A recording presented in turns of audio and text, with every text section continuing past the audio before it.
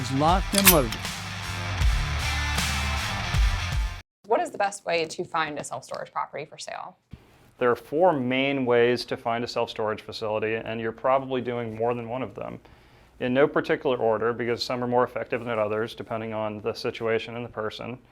You're probably, at bare minimum, trolling online. You're probably looking at LoopNet, you're probably looking at Crexi, you're probably looking at those online websites that are like the Zillow for self-storage. Secondary, you're probably looking with a real estate agent. A million people out there, just hire someone. They find an agent and they're out there searching for product. Third, a little more unusual, but you might be looking with a wholesaler or a flipper. And then finally, if you're willing to put the time in, and I think this is the most effective way to do it, you're probably out there hitting the streets, hitting the phones, contacting owners yourself, and trying to create your own deal.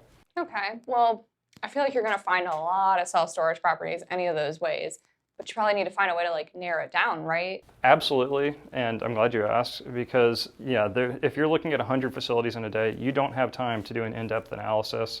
What I recommend that people do is create it's usually called a buy box, and what that is it's a list of criteria that you know you're looking for in your self-storage facility.